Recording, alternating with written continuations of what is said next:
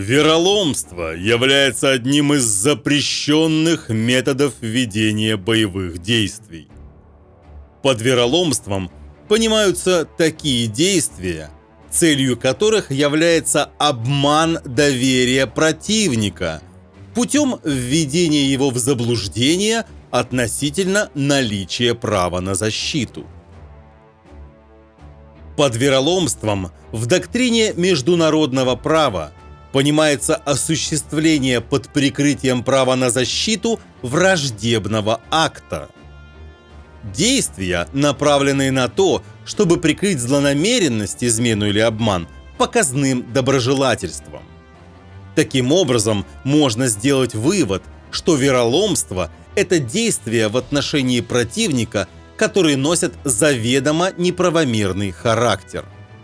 Примерами вероломства могут быть притворная капитуляция или перемирие, а также симулирование получения травм или обладание определенным статусом, дающим право на защиту. Шалом, православные! С вами ваш дуд Евгений Вольнов, также известный вам как майор Чернобаев.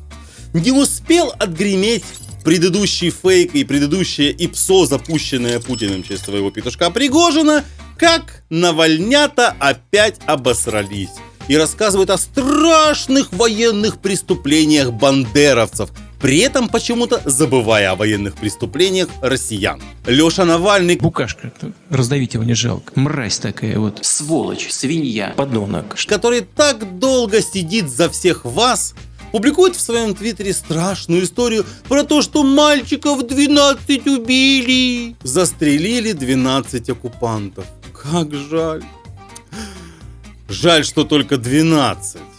О нет, вы убили того, кто пришел вас убивать. Ну вы фашисты. А все началось с того, что появилось видео с дрона, где лежит целая толпа подохших оккупантов. Мне было интересно, а как они так ровно легли. И вот недавно всплыло видео якобы сдачи их в плен, на котором из подвала выходит толпа оккупантов понемножку, их контролит ВСУ, говорит: выходи, выходи, никого нету, оружия нету, те якобы сдаются, а потом в конце выходит оккупант с автоматом и начинает стрелять по нашим. Следовательно, перед нами яркий пример вероломства. То есть они сделали вид, что сдавались в плен, а на самом деле в плен не сдавались. И сделали они это не просто так. Это была засада с целью убийства украинцев. Skurwysyny wy, kurwa! Wojtek, co się dzieje? И это была не сдача в плен, это была засада с целью убийства украинцев. То есть в Украину приехали убийцы-террористы с оружием и закосили под якобы военнопленных. Хотя, подождите секундочку, какие военнопленные? У нас что, война? Нам что, Россия объявила войну? Нет, это же спецоперация. Следовательно, эти конкретные лица не подпадают под действие Женевских конвенций, потому что они кто? Правильно, террористы. Поэтому это был не расстрел, как утверждает Леша или Русик, а это было отражение вражеской атаки с целью защиты украинских граждан. И вообще это все фейк, русские же не сдаются, правильно? Прикольно наблюдать за тем, как кацапы вспоминают о каких-то там правилах только когда получают по харе. Навальновские петушки рассказывают, что бедный мальчик в трусиках просто вышел с автоматиком и просто начал стрелять. Причем самое интересное, они так говорят об утилизации вот этих вот террористов, так, как будто бы в смерти этих террористов виноваты не террористы, которые решили разжиться там деньгами за поездку в Украину, стырить пару унитазов. Не-не-не-не-не-не, они как бы не при делах, ну они как бы святые люди, русские, а вот злобные украинцы убивают несчастных мальчиков в трусиках. Леша, как там бутербродик, а?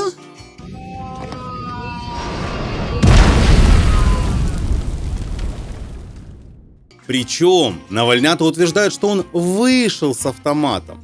Не начал стрелять и ранил одного, убил двух, а вышел с автомата. Вы просто смотрите на эти формулировочки. Вышел с автомата. Леша, просто ты не выйдешь из тюрьмы, и все. А если он не просто вышел с автоматиком, а начал стрелять, то это не сдача в плен, а это бой. и в бою никто не будет разбираться, есть ли у лежащих там еще с собой граната, оружие, а может быть еще таких, как этот чувак с автоматом, в других каких-то местах сидит толпа, и она сейчас выскочит. Естественно, нужно было утилизировать всех. Забавно, как команда Навального собирает голоса россиян, даже оправдывая военные преступления. Кстати, а вы знаете, как навальнят отличить от путинистов? Очень просто. Если обоим предложить «хуй», то путинист его сразу будет, а навальненок сначала будет бутерброд, а потом «хуй». Кстати, да, в следующий раз, когда увидите команду Навального, помните, что они призывали голосовать за тех, кто сейчас принимает законы о посылке кацапов в Украину. Именно они пиарили свое суперумное голосование, чтобы коммунисты прошли. Ха-ха-ха-ха. Просто команда Навального показала, что они такая же пропагандистская помойка, как Соловьев и Киселев. И пленного, видите ли, им выдали, не нужно было российскому государству российского гражданина выдавать. И стрелять в ответ оккупантов эти украинцы имеют наглость. Фашисты! И ты, конечно, посмотри, как кацапчики возбудились. Ребят, а что такое? Вы с 2014 года убиваете украинцев, и что-то я не слышал у вас возмущения в ваших военных преступлениях.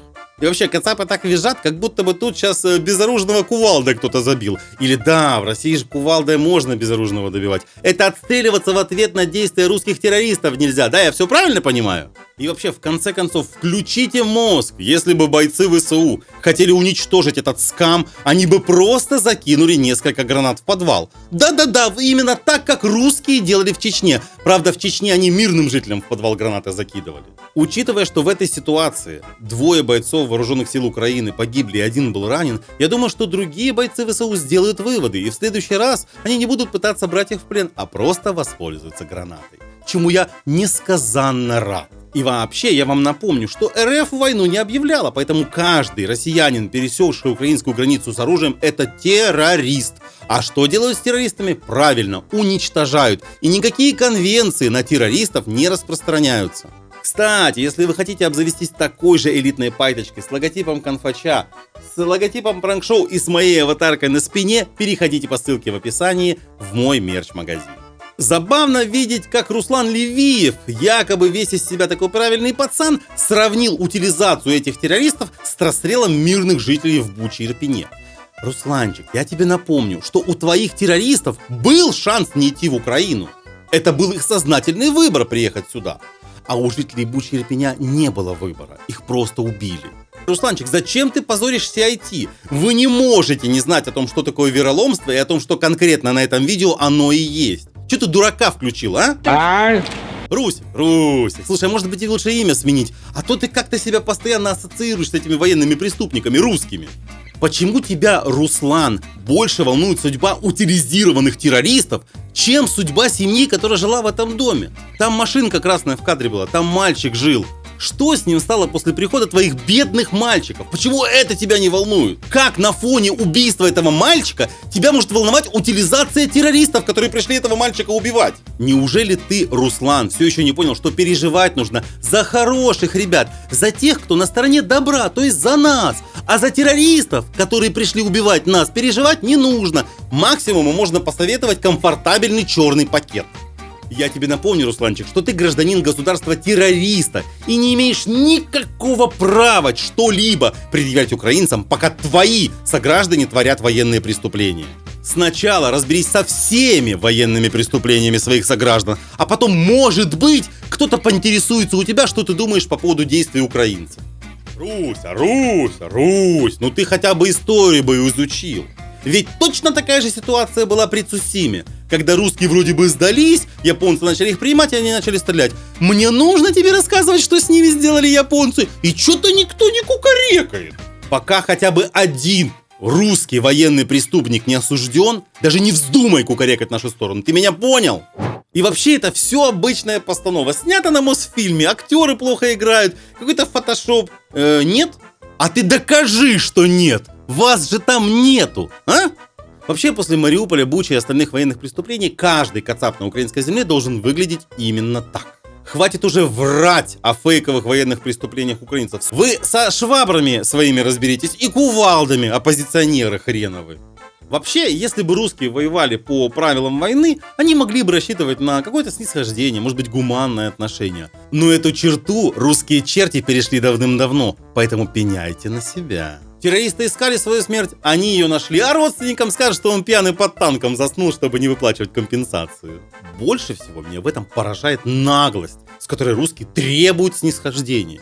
Русские нарушают все мыслимые и немыслимые правила ведения войны, гуманного отношения к людям и так далее, но по отношению к себе они требуют, чтобы все конвенции исполнялись. Это верх цинизма, каждую минуту убивать мирных людей, а потом кого-то в этом обвинять. Это как алкоголик, который прямо с утра наклюкался и ходит всем предъявляет, чтобы они не вздумали прикасаться к алкоголю. В отличие от вас, мы воюем по правилам. Именно поэтому нас поддерживает весь цивилизованный мир. Именно поэтому мы победим. Потому что мы на стороне добра. Мы хорошие, а вы плохие. Подводя итог. Процесс сдачи в плен был закончен на моменте, когда группа вражеских отродий открыла огонь. После этого в этом дворе пленных не осталось. Один он был, или они все планировали вероломство, совершенно неважно. В плен берут всех и уничтожают тоже всех. Без исключений и сортировок. Мы в сортах дерьма не разбираемся. А эти, если они были не с ним заодно, так пусть на том свете с него спросят. Он по факту их убил. Русский оккупант, всегда будь готов, что ты будешь распят в трусиках. Подумай 10 раз, если тебе есть чем перед тем, как ехать в чужую страну в надежде срубить бабок или спиздить унитаз. Русский, хочешь жить? Не суйся в Украину. Сам запомни и детям своим расскажи.